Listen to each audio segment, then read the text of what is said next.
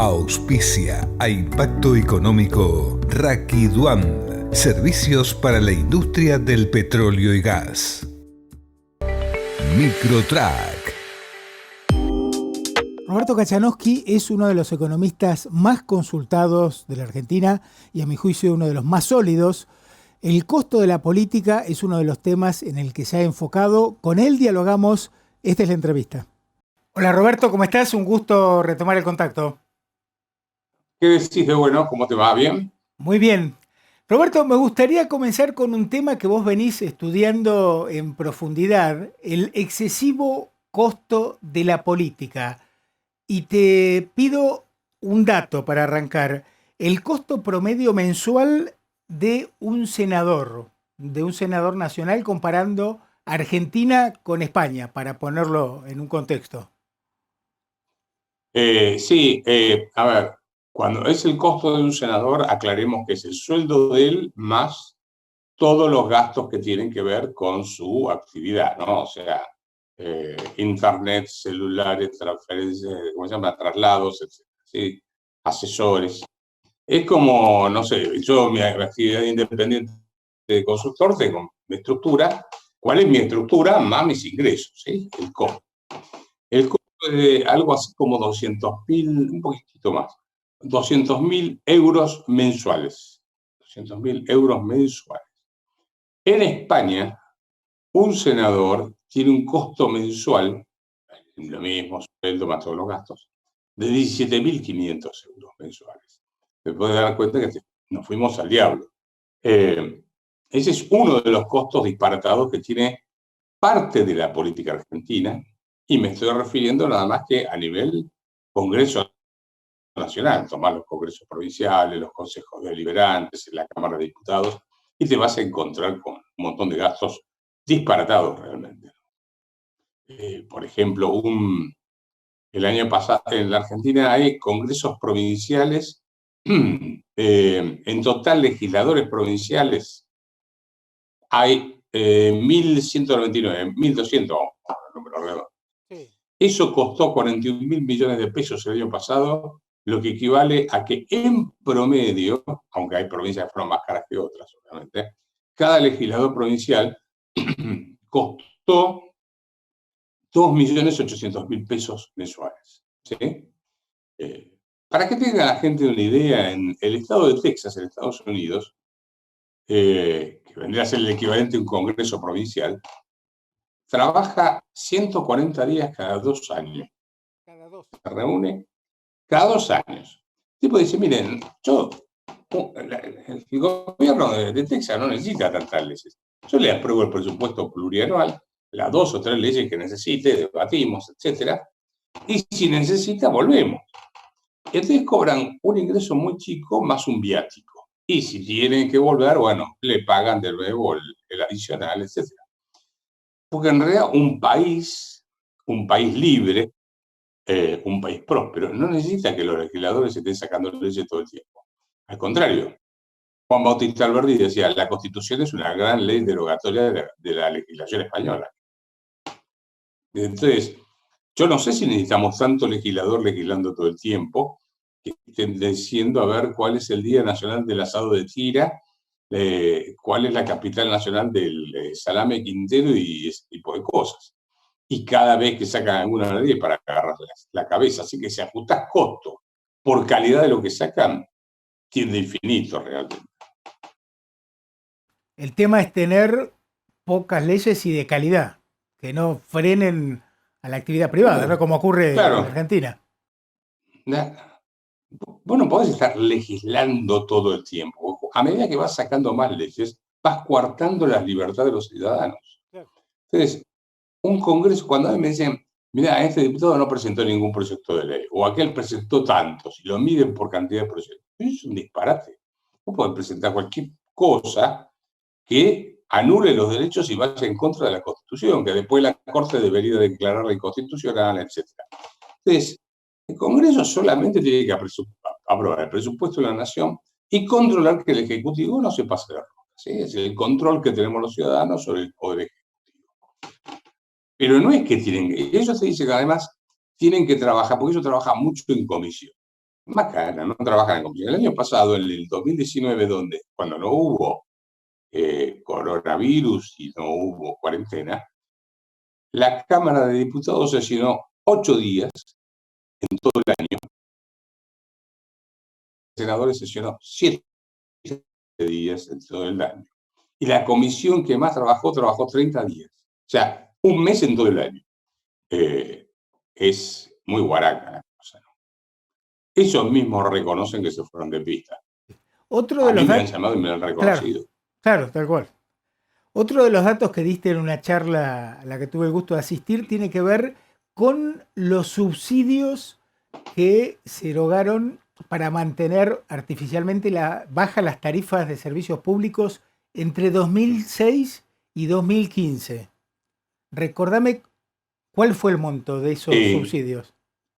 161 mil millones de dólares se gastaron ahí para mantener artificialmente baja la tarifa de los servicios públicos, tipo que básicamente se concentró en la capital federal, ¿no? Y en Buenos Aires. Energía barata, agua potable barata, transporte público barato, tren barato, subte barato, ¿sí? Artificialmente barato. Porque lo que no pagabas en la ventanilla lo pagabas por otro lado, que era el gasto o la depreciación del sistema. Otro dato. Y ahí se notan grandes filtraciones que son robo. Un trabajo que hizo del Banco Interamericano de Desarrollo demuestra cómo la corrupción ahí tuvo una influencia muy importante. Claro, porque ahí hay otro tema. No solo se gasta de más, sino además de manera ineficiente. Por corrupción, por falta de Por ineficiencia. idoneidad. Claro. Bueno, acordate de los videos de hace poco que compró el ministerio que maneja Daniel Arroyo. Los videos eran más caros que si yo voy al supermercado y los compro. Y ellos los compraban por cantidad. Y recordemos que en la época del kirchnerismo venían los barcos, como se había agotado el stock de gas por el control de precios, no era negocio buscar gas en la Argentina para abastecer el sistema energético, tenían que traer barcos de gas licuado, que es carísimo, porque vos tenés que agarrar el gas, licuarlo a una determinada temperatura, lo que te hace en un barco lo traes y después lo tenés que volver a transformar en gas. Eso en ese momento, el gas de boca de pollo estaba en $3, $4, $5 el millón de BTU. Un barco de esos costaba $15. Y además de eso, nunca llegaban al puerto algunos de ellos. Desaparecía. Iba a la plata, pero no venía al barco. Así que ahí tenés un montón de gasto público también que se va. Pero eso es más parte de la corrupción que del clientelismo político. El clientelismo político o del gasto de la política tiene que ver con el aumento del empleo público. 70% de aumento de empleo público en promedio en todas las provincias entre el 2013 y el 2017, por ejemplo. Claro, bueno, ahí recordemos cuántas personas cobran un cheque del Estado versus quienes aportan, quienes están en el sector privado. ¿Cómo es esa relación? En total, todos los meses pasan por la ventanilla del sector público, del Estado, a buscar algún cheque, puede ser empleado público, porque sea un plan social, etcétera. Pasan más o menos casi 20 millones de personas, ¿sí? Por el último dato, yo tenía 3.100.000 personas de empleo público entre nación, provincias y municipios, pero ahora tengo el número más preciso que me pasaron, que son 3.700.000. El grueso está en las provincias y en los municipios, no tanto en la nación, ¿no? Pero de todas maneras, son 3.700.000, eso te suma con todo lo que tenés, 20 millones, y los que están en el sector privado, que trabajan en blanco, somos 7 millones de personas. Pero ojo, ese cálculo lo hice antes del coronavirus. Hoy, esos 7 tenían que mantener a los 20, más a ellos, o sea, 7 mantenían a 27. Hoy muchos de ellos no se pueden mantener a sí mismos. Toma el taxista, el remisero, el que tiene la casa de zapatos, de ropa, etc., ¿no? Entonces, ya ahora ese número debe haber cambiado, pero no tengo el dato exacto. De todas formas, te está mostrando que Argentina es un país, como dice la rebelión de atrás, de saqueadores, ¿no? Unos quieren vivir a costa de los otros.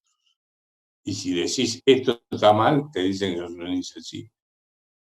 Roberto, ¿cuál es tu opinión con respecto a esta idea que se ha planteado, que se puede traducir en un proyecto, en cuanto a que el Estado se quede con parte de las acciones de las empresas a las que ayuda en este contexto de cuarentena.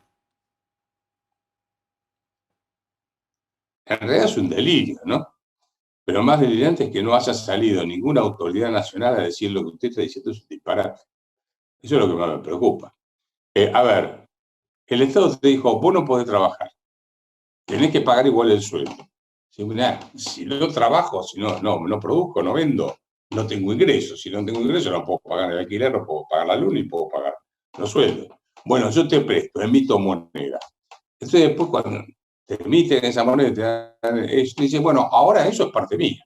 Bueno, con ese criterio yo diría, como yo me la paso manteniendo piqueteros con mis impuestos, entonces varios de esos piqueteros tienen que venir a trabajar para mí, en el jardín de casa, arreglando la casa, lo que sea. Sería el mismo criterio. Sería el mismo criterio. Yo creo que están muy pasados de vueltas. Ellos quieren el poder absoluto, pero hay un dato que no es menor.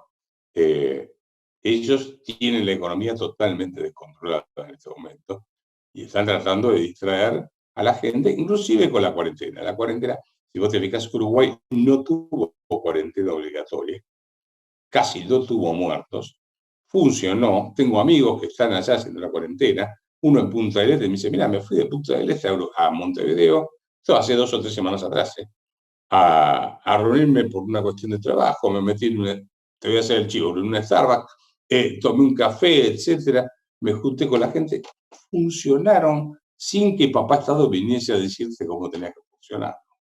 Me parece que la cuarentena ya es una forma de cubrirse para que no se hable de economía. ¿Cómo ves el riesgo de una hiperinflación en función de esta emisión que se está realizando? Posible. No sé si va a ocurrir, pero una mega inflación la tenés casi seguro.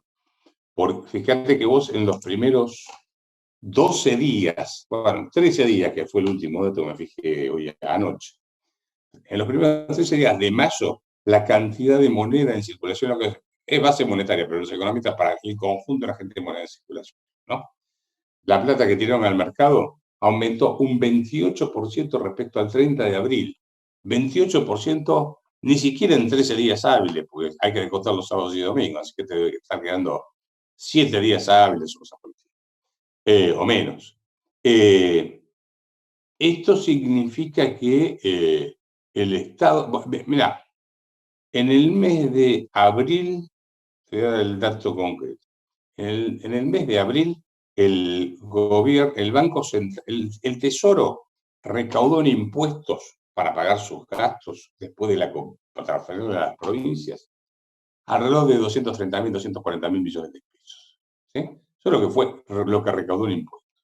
Lo que recibió del Banco Central, por adelantos transitorios, por transferencia de utilidades, que es un invento contable, que es emisión de moneda, etcétera, fueron 310.000 millones de pesos. O sea que más que lo que recaudaron en el impuesto, el principal fuente de financiamiento del Tesoro Nacional hoy en día es la emisión monetaria.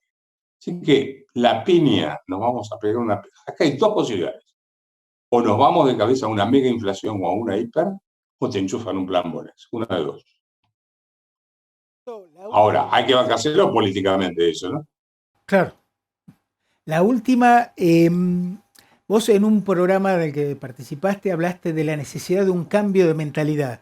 ¿Cuáles son algunas de las ideas rectoras de ese cambio de mentalidad que se tiene que producir en la sociedad civil para que se generen cambios a nivel político y reformar el esquema económico de la Argentina?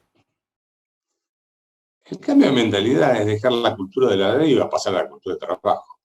La Argentina se construyó cuando vinieron nuestros abuelos inmigrantes y bisabuelos, si querés, a trabajar a la Argentina. No venían a buscar un plan social. Estos quieren construir la Argentina con un empleo público y planes sociales. ¿Sí? No, la Argentina se construyó cuando fue un país grande, se construyó con trabajo. Y la dirigencia política tiene como cautivos a los empleados públicos y a esos planes sociales, porque el tipo tiene un plan social depende del puntero político para poder alimentar a su familia. Y el empleado público lo mismo. Si viene Kachanowski te va a sacar eso, así que te quedas muerto. Entonces, lo que hay que cambiar en la Argentina es la cultura volver a la cultura del trabajo y no a la cultura de la dádiva. Esto no se va a hacer de un día para otro, etcétera, pero eso es lo que le critico a Cambiemos. Cambiemos nunca hizo un discurso de cambio de la cultura de la dádiva a la cultura del trabajo. Se peleaba para ver quién le daba más subsidios y ellos son el kirchnerismo. Ese es el primer paso, obviamente, del debate, pero te diría que básicamente Argentina tiene un serio problema de valores. El creer que uno es rico, o sea, que el que es pobre porque otro es rico. ¿Sí? Entonces, hay que sacarle a aquel. Entonces aparece aquel cobrando un impuesto, esta otra diciendo que hay que sacarle a las empresas. Todos quieren confiscar e igualar hacia abajo. ¿Por qué? Porque en realidad hay un proyecto autocrático donde un grupo muy chiquitito va a ser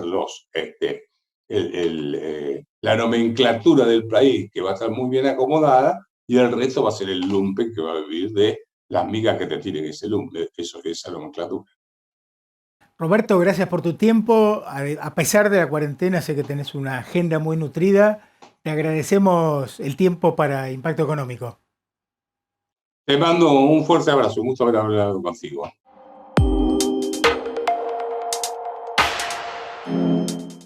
Sindicato de Camioneros de Río Negro, un gremio en constante crecimiento. Parador camionero Rubén Darío, estación de servicio y comedor. AM 740 La Carretera. Flamantes instalaciones en la isla 16 de Allen. Unidos, se puede.